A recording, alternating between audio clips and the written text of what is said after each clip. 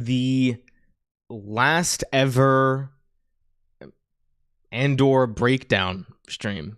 Damn. Andor is over. No more Andor. It is time to talk about the final arc, and then we can discuss our whole thoughts on the series. And by the way, I will be making a video on the series, of course, aiming to release that Saturday, if not Sunday at the latest. But yeah, that is on the docket. So yeah, how's everyone doing? Did you guys enjoy it's technically not like the series finale arc, the final 3 episodes. How did you guys enjoy the final episodes of Andor? Ghostly Field Club says, raw. Jimmy Bircher says, you're not going to be yelling masterpiece. We had so much slop that okay to good has many losing their minds.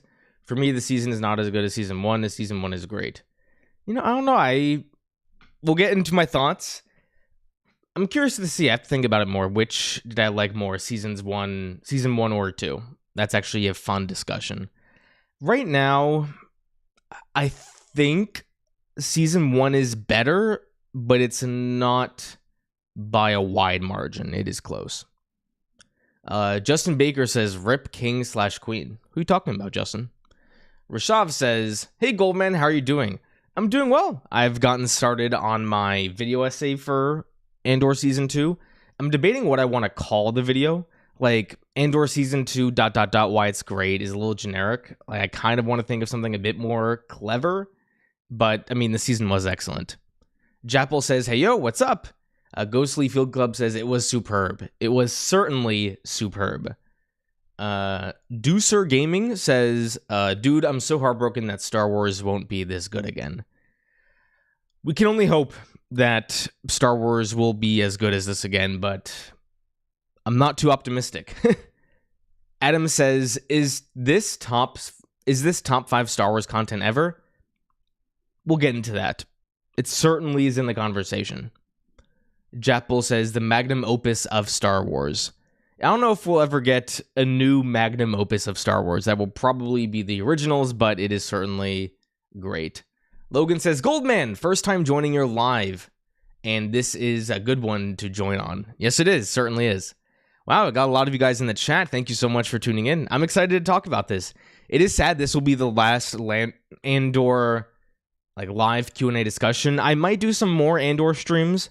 I do want to do a arcs ranked stream. So of the 8 arcs of Andor, kind of rank them, do a tier list, whatever. Thing is, it'd have to be a ranking, because if it was a tier list, it would be like all of them in A or S. So it would probably just have to be a ranking. No prequel memes allowed said, I kind of felt a little underwhelmed by the stuff with Cassian. I liked the Clea stuff though. Yeah, I have a little bit to add to that, and I'm curious what you guys think. Andrea says, please include a list of all the badass things Andor has done in your review video. Yeah, Cassian is really a G. That guy, Cassian was not my favorite character from Rogue One, and I always thought it was a little peculiar that of all people, he was getting his own spin-off show. But I mean, this show has just completely changed my view of the character. Pete's Pile O' Brick says, what an ending. Can officially say we have a piece of Star Wars media that's better than The Empire Strikes Back. Pure perfection. That is some pretty high praise. Colton James says, title suggestion, Andor is one of a kind. Something like that, I don't know. The thing about YouTube titles is that you want it to be a bit more... So you want to play on the extremes, right? You kind of... Fair or not, it's good to say like, oh, this is the best thing ever, this is the worst thing ever. I try not to always play into that, but when I genuinely do think something is really bad or something is really great, I want to play into that extreme. And I think Andor is really that great. So I'm trying to think of something that's like Andor, the best Star Wars of a generation or something like that. Rishav says, Andor Season 2, the best prequel to a prequel. Really? I mean, honestly, the better prequel trilogy is Andor Season 1, Andor Season 2, and Rogue One. That is a better prequel trilogy than Phantom Menace, Attack of the Clones, Revenge of the Sith. I thought about doing some like rage bait tweets where it's like the real Star Wars prequel trilogy, and that would be it. But I'm not on Twitter anymore, or at least I'm not logged into Twitter anymore, so that is not on the board. F Jar says, I watched Rogue One directly after finishing Andor episode 12, and it was a whole new viewing experience. Yeah, I watched the beginning of Rogue One, like the first half hour, just because it was late and I wanted to go to bed. But it is really... I have so many thoughts on Rogue One now that Andor is done. And what I want to do, a little sneak peek in the future, after I do my Andor video, Andor, whatever, why it's great, my next video I want to do is Rogue One, like, how is it after Andor? Because, just a sneak peek into my thoughts on that, my biggest issues with Rogue One are the beginning of the movie and the characterization of the characters. And I feel like a lot of that is solved with Andor. So it's such a conflicting feeling about how I view Rogue One now. Dr. 64 says Andor 4 days later. Imagine. Yeah, I should do that. Connor Anderson, I'm more sold on Bail Organa recast after these last few episodes. Yeah, I had no issues with the recast at all. Thing is, Bail is not like too important of a character for me to really care that he was recast. Like, if they recasted Luke or Leia, actually, I still would prefer that for a younger version of the character. But Bail Organa is Bail Organa, and I get the actor Jimmy Smits wasn't available, so they had to recast. And I don't know the name of the new actor off the top of my head, but he did a good job. Matt H says, Andor, the best of the Disney era. Thing is, I might think it's the best Star Wars, honestly. Like, if someone held a gun to my head and asked me, what do I think is better written, Andor or the original trilogy, I'd have to think about it. Churi says, what was the best season 2 episode in your opinion? Probably episode 8. I think it's titled Who Are You? I mean, that's the Gorman Massacre episode, so yeah, I think that's the best episode.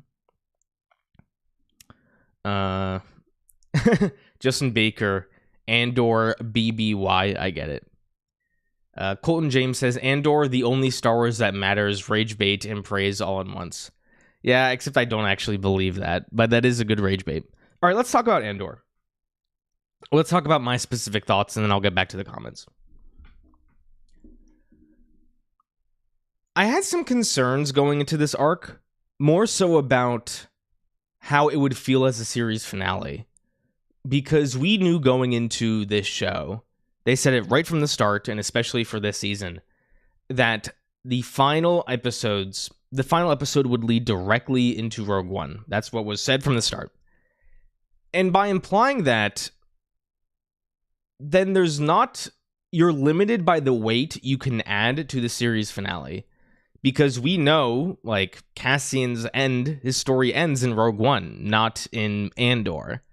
And it's like, it's not like the beginning of Rogue One is some really climactic storyline in the Star Wars saga. It's just the rebels capturing Jyn and then Cassian talking to Tivik.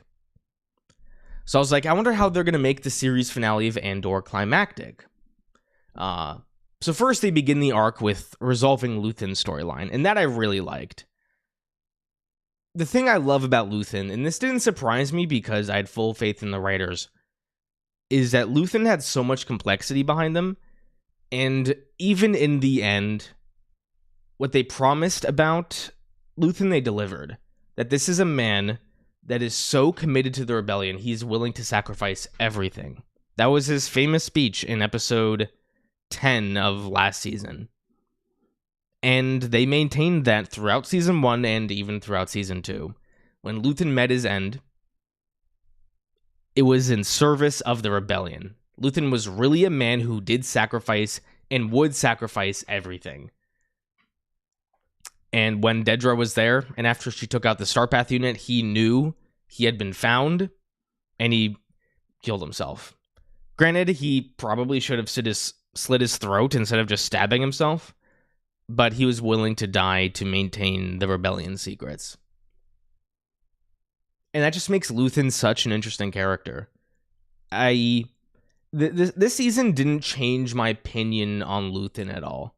If anything, it just kind of gave me more evidence for why I really love the character.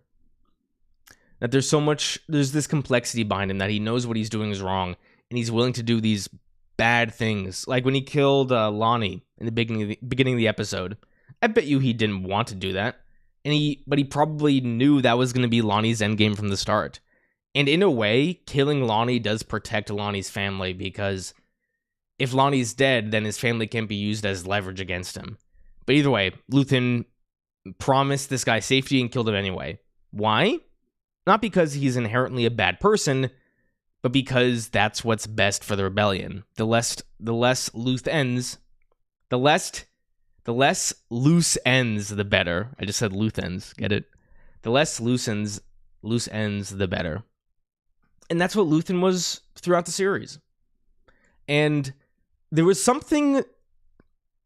They made a really interesting decision with his death, where after Clea, like, unplugs him, whatever, and we see him actually die,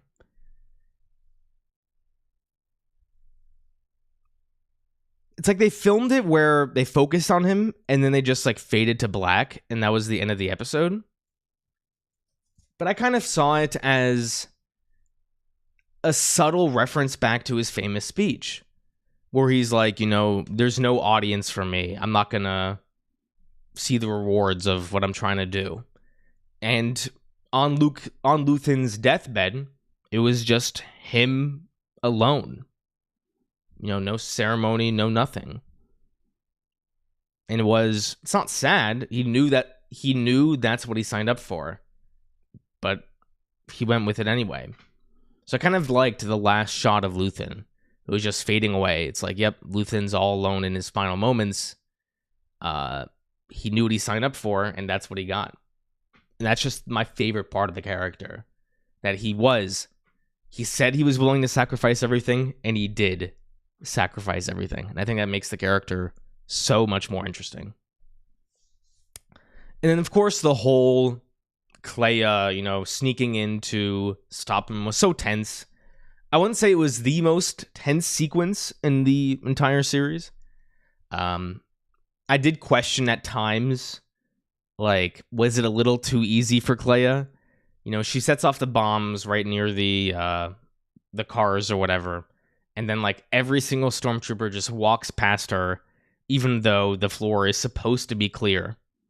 They walk past her and ignore her, and she's able to walk in anyway. If anything, like, if I was the Empire, I kind of would expect that diversion.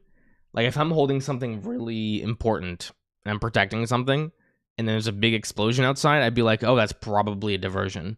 Now, granted, maybe I just have the hindsight of being the viewer and not actually being in their shoes. But that's, like, the first thing that crossed my mind.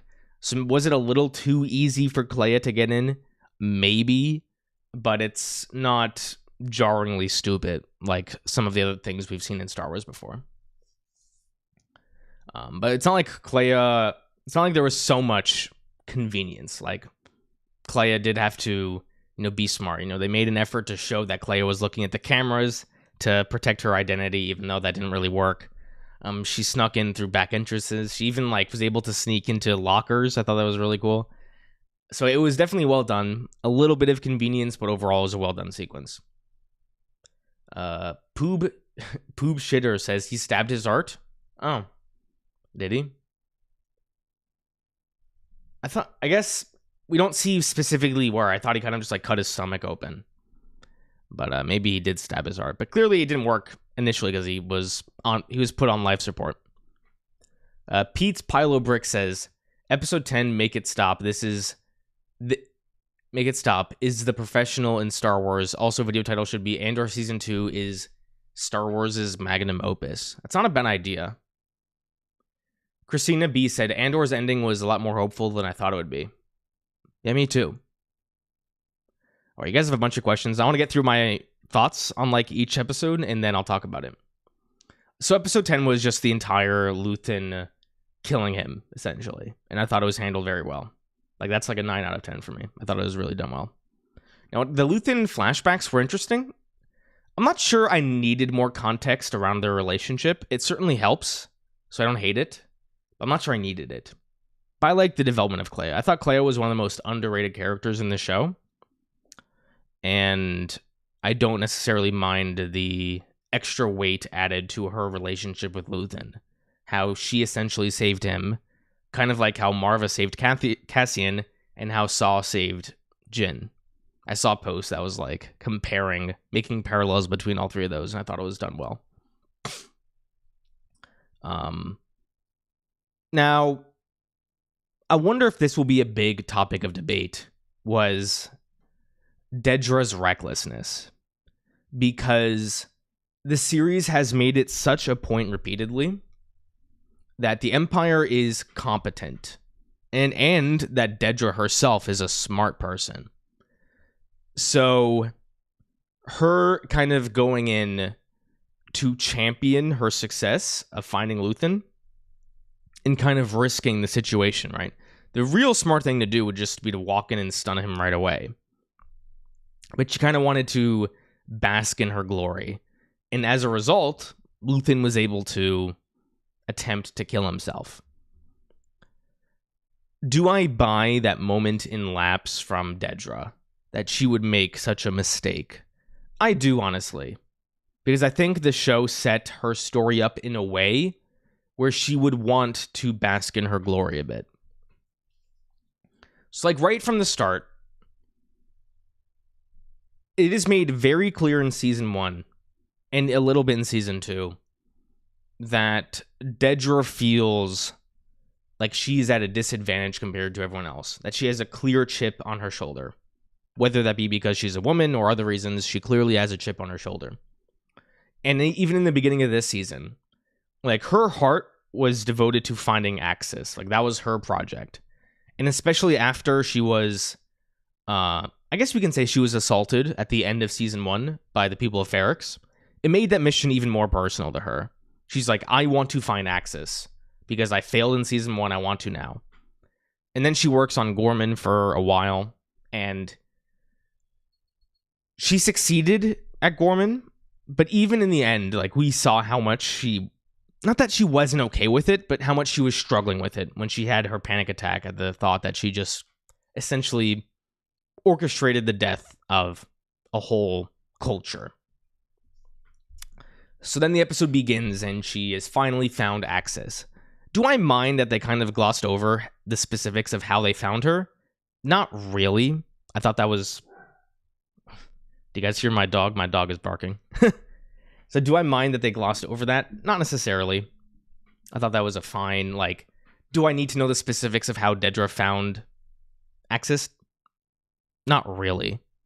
So then she wants to bask in her glory, and she confronts Luthen, and that was her mistake. That ultimately led her to being arrested. I just buy it, because I think the story showed that this would be such a big moment for Dedra that she would want to kind of celebrate it.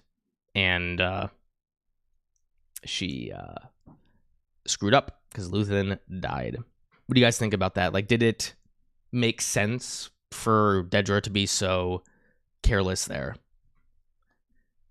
Luxa says, I think Dedra wanted revenge on Luthen, and seeing him play the act while knowing his on the end was satisfying to her.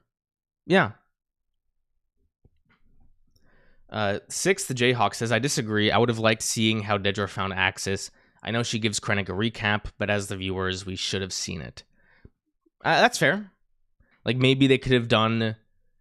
It could have been a bit more suspenseful, right? Like, what if they showed it from Dedra's perspective and, like, oh, this is how she actually found Axis, how she actually found Luthen. I think that could have been really interesting. Bondage Brittany says she investigated Mon Mothma's contacts after Mothma told off the Emperor. Did she say that? Is that, like, something that I just missed? Interesting. Deucer Gaming. Dedra also had to see the Empire slip on finding Axis at every turn, while she was forced to work on Gorman. Oh, and this was another thing about Dedra, that she always felt like she was being held back, right? That she had to go out of her way.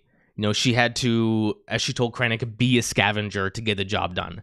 So that just makes me buy that she was even more of a, like, that this was even more personal to her, and that she would want to bask in that glory. Polygon says Dedra wanted to taunt him the way Luthen did by hiding in plain sight. Yeah. Lore says seeing Dedra find Axis was undoubtedly a big plot point in the 5-season plan, but I don't mind that it had to be removed. I'm curious what the 5-season plan was, because I'm not sure if I would buy that. So to provide some context, when Andor was first announced, they said they wanted it to be 5 seasons, but then it was quickly changed to 2. I'm not sure how much of that original story still made it into the Andor we know, because when they first announced Andor, I'll never forget this. When they first announced Andor, and a year later they brought Diego Luna and Alan Tudyk out on stage, and they're like, "Oh, we're going to be the faces of Andor," which is funny because Alan Tudyk is the actor of K2SO, so they brought him out and they said, "Oh, we're going to be the faces of Andor," but then K2SO wasn't in season 1 at all, and he didn't show up until 3/4 of the way through season 2. So it's I bet you originally K2SO was going to be a big part of the show, and then they changed that for whatever reason. But either way. 6th Jayhawk says, exactly, we followed so much of Dedra's story, it would have been interesting to see her thought process, considering how long Luthen evaded her. What was the smoking gun that helped her catch him?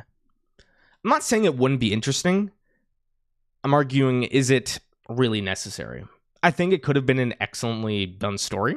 I mean, the writers behind Andor have proved that. Just was it... I don't think it hurt the story that we didn't see it. I think they wanted to get to the point, which they did.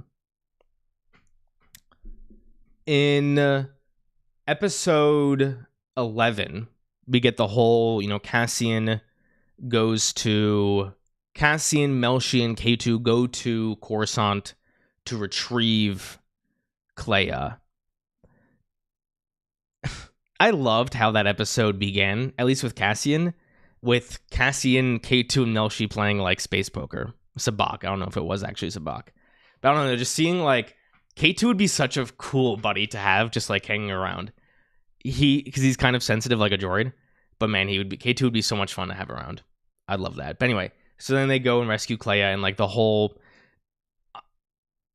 I need to rewatch that specific episode and all the machinations of how they were able to get Kleya out.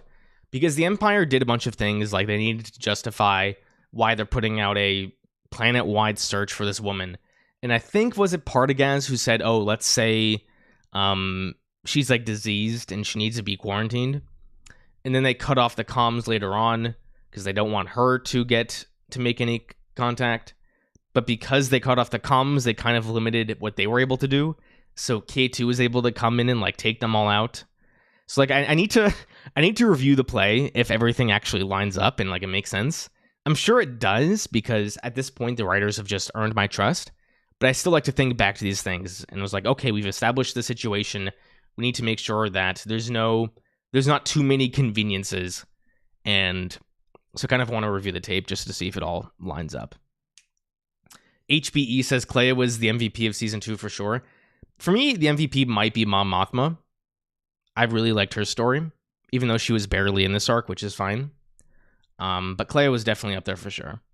Andrea says, did you notice how they broke the rule of telling us how many enemies there were in Kleya's rescue mission? I noticed it because of your videos. Did they not mention? I feel like they... So, you make a good point, right? But I think what they also did, even though they may not have directly said, oh, we're bringing 10 people to find Kleya, they did make an effort of showing us how many people were there, right? It's not you could probably track all the people that went there initially. I think it was 5 people that walked into the building, and they said, oh, these people go to this floor, these people go to this floor, because there was 3 floors in question. So, yes, Andreas, they didn't specifically say, oh, we're bringing 15 people to find Kleya, but they did show us. So, when K2 walks in to have his own little hallway fight sequence, which was really funny, by the way, we knew what they were up against, and I still think it worked well. By the way, am I the only one who audibly laughed when K2 picked up, I forgot the name of the officer, Liet? when he picked him up and used him as a shield, and the other Imperial soldiers still kept on shooting him. I thought that was so funny. That actually gave. I watched it with one of my buddies, and they that gave me a good laugh. The Trash Critic says Arc 1 of Season 2 is easily the worst of the series, but still has a couple bright spots. I'm curious to see where my ranking would be. Hirt? How did they pronounce his name? Lore and Poop Shitter are saying Hirt. But that was a funny sequence. It did kind of frustrate me how reluctant she was to go to Yavin. Like, I understand that the Yavin rebels may have had some issues with Luthen, but it's like, if Luthen did show up to Yavin, what would they do? Would they arrest him? I don't think so. So I did find it a little strange that Clea was like, oh, I can't go to Yavin because they'll arrest me. I'm like, really? Would they? Like, how much? Has Luthen really been that much of an inconvenience to the rebels? Like, I don't think so. Maybe stuff happened behind the scenes that we're missing. But it didn't seem to me like Luthen was that much of an inconvenience.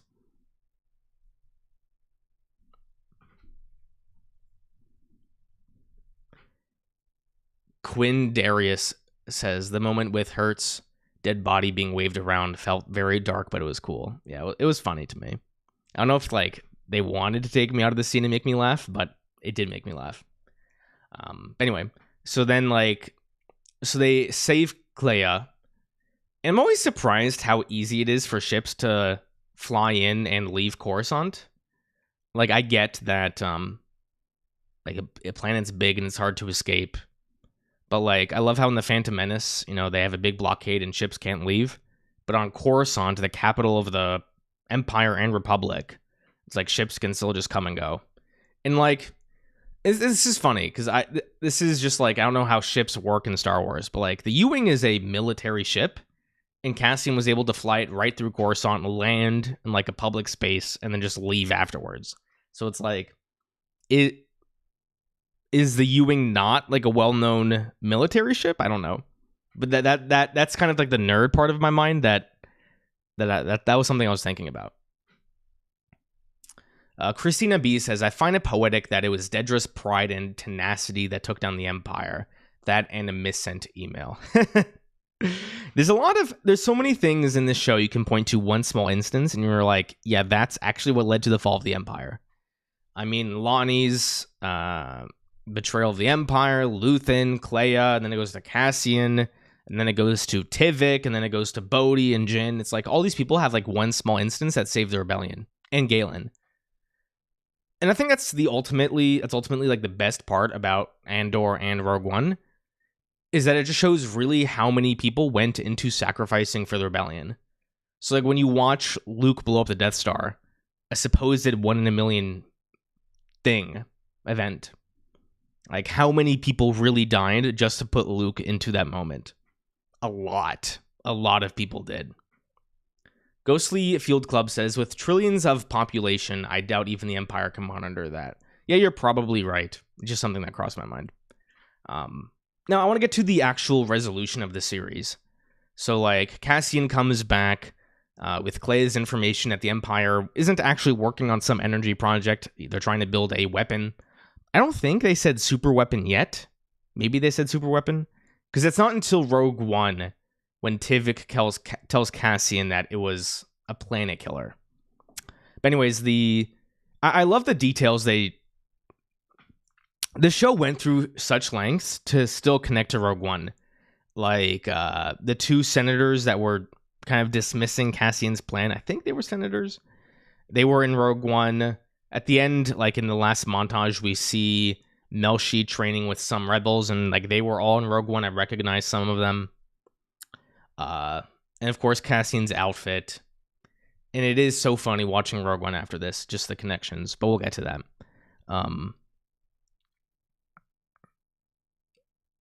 The resolution of the series. So this was the thing I had a concern about.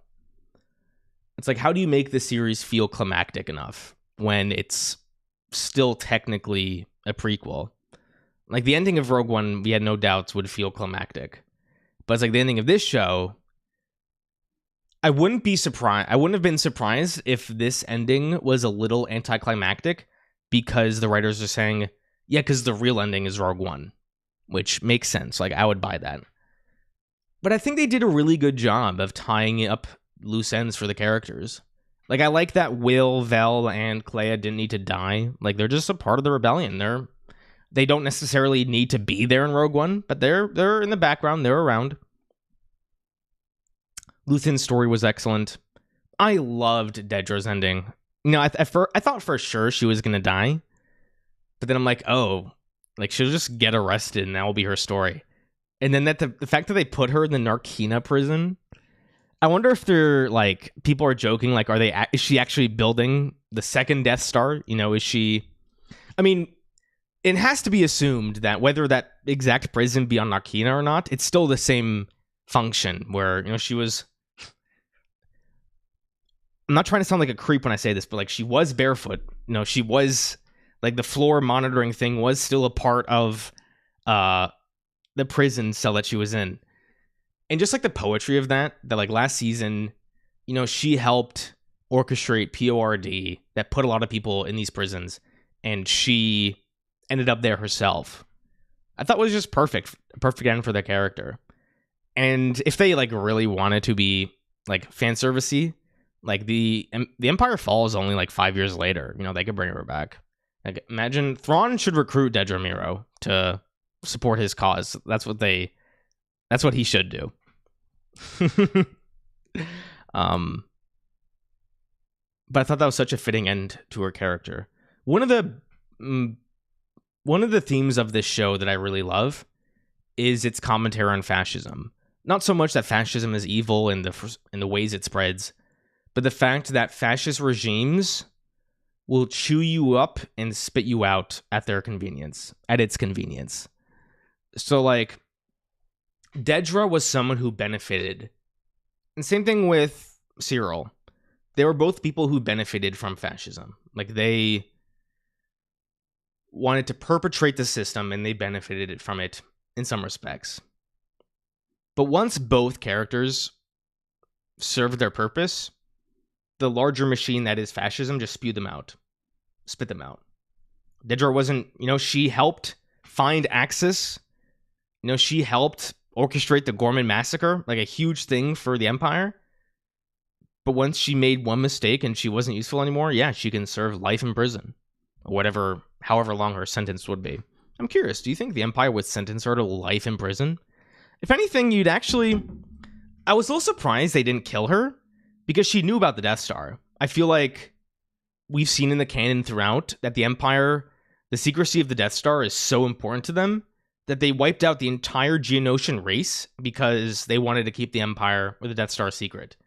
But once they want to fire Dedra because she made a mistake, because she is to blame for like the spread of information about the Death Star, they just arrest her and throw her in jail. Like, you think they'd kill her? You know, what I said before, the less loose ends, the better.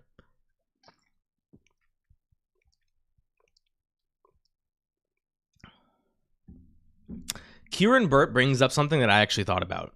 K2 goes with Andor and Kafrene, but in Rogue One he appears on Wobani first with Jyn. Maybe a bit of a timeline issue in Rogue One, as I assumed K2 rescuing Jyn happened at the same time as Cassian went to Tivik, but I guess not. That's an issue with the beginning of Rogue One, because the way I thought about it was Cassian took the U-Wing to the Ring of Kefrene to talk to Tivik. Like, is it a safe assumption to say that K2SO was just waiting on the U-Wing until Cassian got back? Like, that's a safe assumption to make.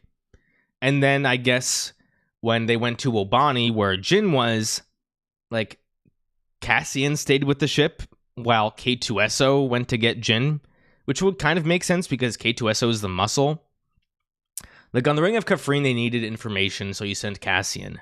While on Wobani, you needed muscle to save Jyn, or capture Jyn, so you send K2SO. Like, that kind of makes sense. They Fly Now says, Andor Episode 12 is 1 year before Rogue One, though. No, it's right before. Minutes before.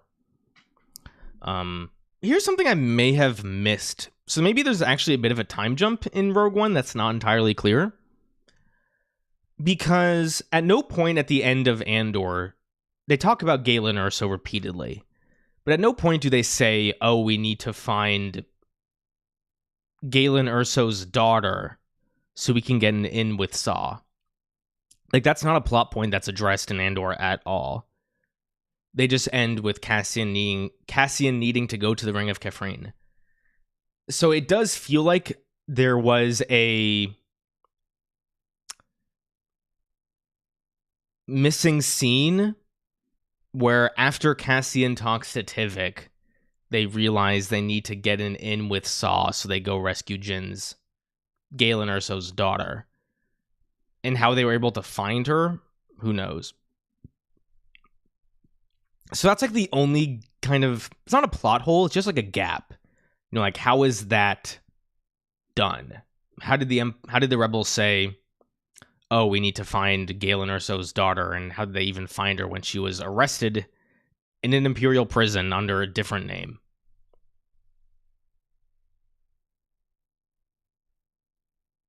So yeah.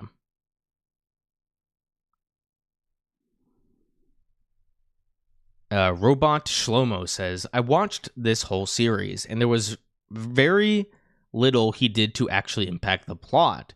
He just showed up to different places when he needed to. Yeah, that's not true. I mean, the whole plot of season 1 surrounds Cassian. Like, Cassian led the escape. I mean, Cassian was the driving plot of the first arc. He helped the Aldani heist. Then he led the escape on Narkina, and then he saved his friends. Like, not true with season 1. With season 2, I'm going to touch on this a lot more in my season 2 video essay that I released this weekend. But because of the approach they took with season 2 and its arcs, its multiple arcs, the plots of each arc kind of feel isolated, but the character progression is not. So, like, in the first arc of season 2, you know, Cassian steals the TIE Avenger, and then he meets up with the Yavin rebels, and then he saves Bix and Will. It's like, I mean, Cassian was a driving force there, and he saved his friends. Did that have much plot implications for the rest of the season? No, but it was important for his character. And then in the second arc, you know, he went to Gorman, and he kind of helped. I'm trying to remember the second arc. I think that was the weakest one for me. Because he did meet with the Gormans and knew what was going on there. And then when he was on Gorman in the third arc, yeah, he didn't really, like, instigate the massacre by any means. But he did rescue Mon Mothma. I mean, that's a pretty big thing. And then in this arc, he led the mission to get information on the Death Star. So I don't agree. They Fly Now says, it says 1 BBY, though. I thought Rogue One was 0 BBY. I asked this last week on my stream. There is no year, there's no 0 BBY. It goes like 2 BBY, 1 BBY, 0 ABY. So like in the Gregorian calendar, there's like 2 BC, 1 BC, and then year 0 AD. There's no like 0 BC, if that makes sense. Rashav, I don't think you're right. I think there is 0 ABY. There's just no 0 BBY. Because, like, if you look on the Star Wars timeline, it says A New Hope takes place in 0 ABY. I think. Andrea says, for me, Empire Strikes Back and Return of the Jedi are now a little bit worse because of all the build-up for the first Death Star. Andor, Rogue One, and A New Hope form a better closed story. What do you think? I think the only way Return of the Jedi, I wouldn't agree with you about The Empire Strikes Back. I think the only thing I would agree with you with Return of the Jedi is the idea of a second Death Star is kind of dumber now. It's like they devote so much time to developing the first Death Star and destroying that the second Death Star is like built and destroyed in just one movie without any context. And I think that's silly. But that issue I had an issue with that even before Rogue One or Andor, that I think the second Death Star is such a stupid idea. It's not as stupid as Starkiller Base, and it's definitely not as stupid as the Death Star destroyers in Rise of Skywalker, but I hate the idea of a second Death Star so much.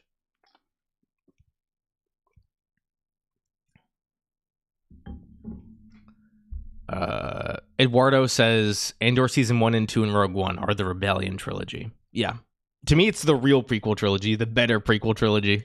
What have I not talked about? I haven't talked about Bix's ending. Actually, one more thing before that. I loved the ending of Partagaz's story. Oh, that made me so happy. So at first I was like, I forgot specifically what the scene was preceding Partagaz's end. But, you know, they start playing Nemik's Manifesto. And at first I was like a little emotional because that is such a beautifully written manifesto/speech. I'm like, oh, I love hearing it again, but it did feel a little like forced. But I'm like, oh, wait. They made it clear that Partagaz is actually listening to the manifesto. And that in the universe of Star Wars, the manifesto has spread. And like in that moment, Partagaz is realizing, like, I've devoted my whole career to the security of the Empire, but it's just too late now.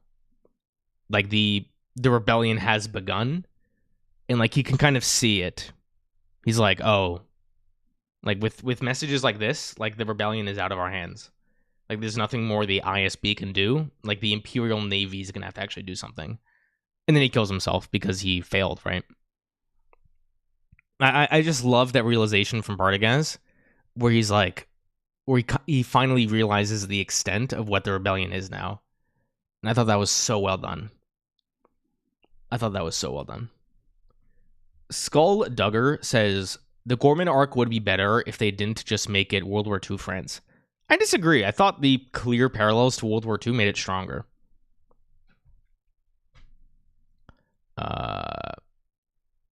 Pete's Powellbrick says, the Goldman, the Yavin rebels already have a mole with Saw, as we see in episode 12, and Saw is well aware of Jin's alias in the Imperial prison system, so it's not really a stretch. I'd have to think more about, like, the beginning of Rogue One and if I'm really missing something. But yeah, I loved the end of Partagaz's story. Ninja Nathan says, do you think we will see Cassian's son in any future media? No, and I hope not. Because if we see Cassian's son, I assume it'll be in, like, battle or whatever.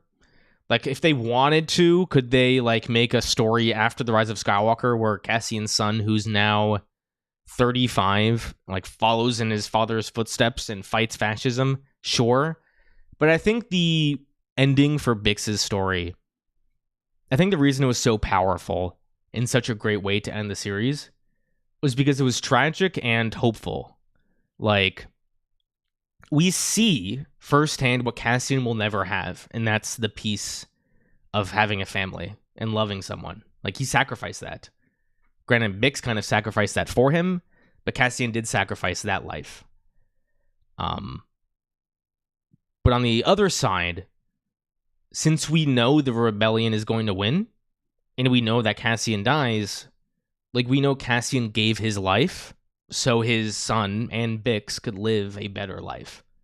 So that's like why I was really hopeful that they get to live that peaceful life.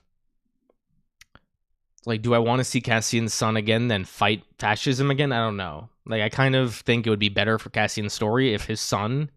Are we assuming that was a boy? Like, it wasn't entirely clear.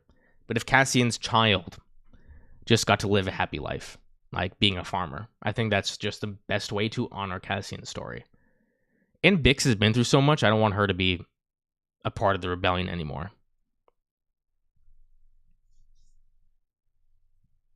Andrea says, I liked how Krennic and Partagaz are actually quite familiar and on a first-name basis. Yeah, I didn't mind that. I loved how in this last arc, they kind of make Krennic so threatening, but then in Rogue One, he gets totally bitched around by Vader and Tarkin. So it's like contrast. Andor does contrast so well.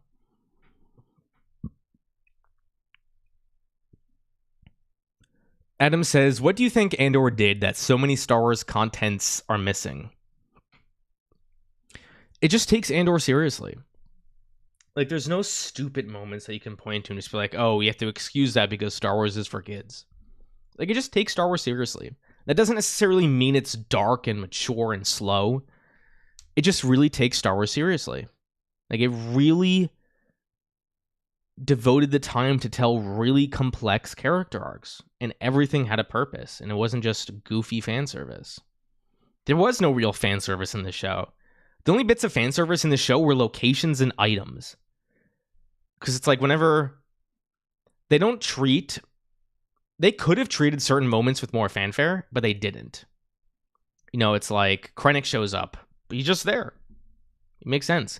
Like, they could have done it where, you know, Dedra Meero's like talking to Partagas, and then they like music swells, and you just see Director Krennic walk in, and they're like, "Here's Director Krennic, bum bum bum."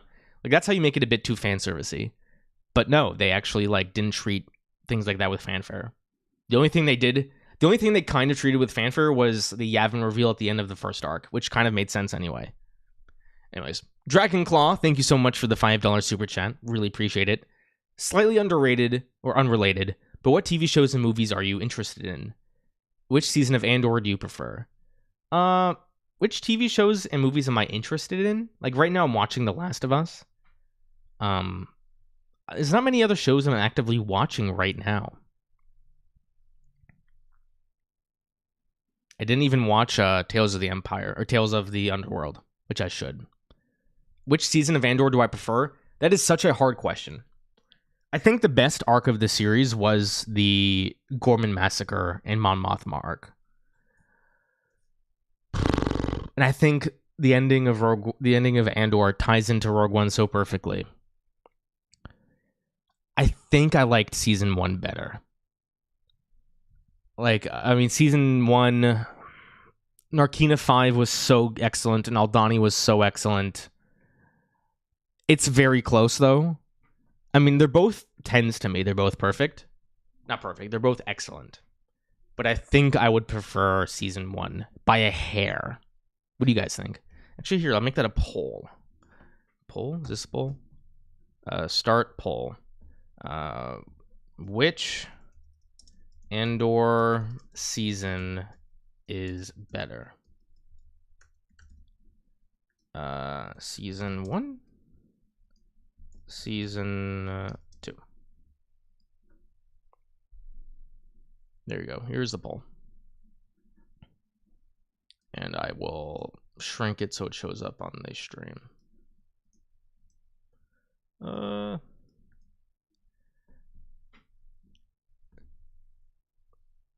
Slight lead to season 1. Ooh, switches. Slight lead to season 2 now with 17 votes. Guys, vote in the poll. Which season is better, season 1 or 2? Can I vote? I'd vote season 1. But I don't think I can vote. Wow, season 2 with a solid lead after 23 votes. I might do an actual like community post for the Goldman account. I'm actually really curious. And I'll get like 4,000 votes, so that's like a pretty good sample size. Create post. Which season of Andor is better? I'm gonna do an image poll just because they're more fun. This is gonna take like a minute, so be patient with me.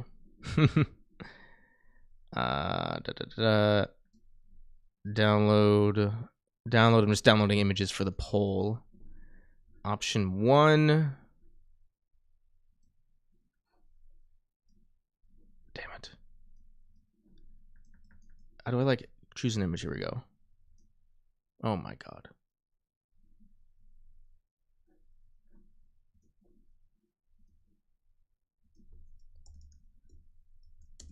Wow, you guys really prefer season 2 with 42 votes at 60-30. I mean, they're both excellent. Like, is there anyone who thinks one is drastically better than the other? You hear my dog bark again? I have a German Shepherd and she scares me. She probably sees something outside. So let's do this. Andor season 1. And then Andor season 2. Season 1. Season 2. Post. Can I vote my own poll? I don't think I can. I would vote season 2 though. All right. So yeah, you guys think season 2 is better? Interesting. I would not agree, but it's close. All right, 10 more minutes, and then I gotta watch the New York Knicks play. I thought it was funny that the Tales of the Underworld and Andor Season 2 both pulled the girlfriend is pregnant with secret child that the boyfriend doesn't know about trope. I didn't watch Underworld, but I guess they did that. Ghostly Field Club says, I'd say Season 1 stronger overall, but Season 2 stronger individual episodes. I think Season 2 had... Yeah, I think I can agree with that. The Trash Critic says, yeah, the last moment is so bizarre because she returned to that planet after what she experienced. B2 is left unexplained since he is suddenly okay with being without Andor, and the kid reveal was cheap. It was a little cliche, but I didn't mind it. I think it could have been a bit more poetic if she went back to Ferrix instead of Mina Rao, but I didn't hate the decision.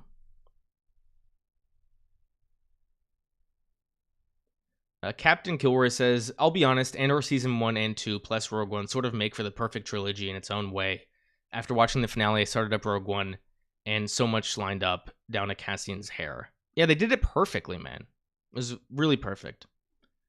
Ninja Nathan says, the Tales of series feels like fan service, which is what Dave Filoni's recent things have all had in common, in my opinion. Tales of the Jedi was the only one I enjoyed. I can get on that. I'm going to skip a few.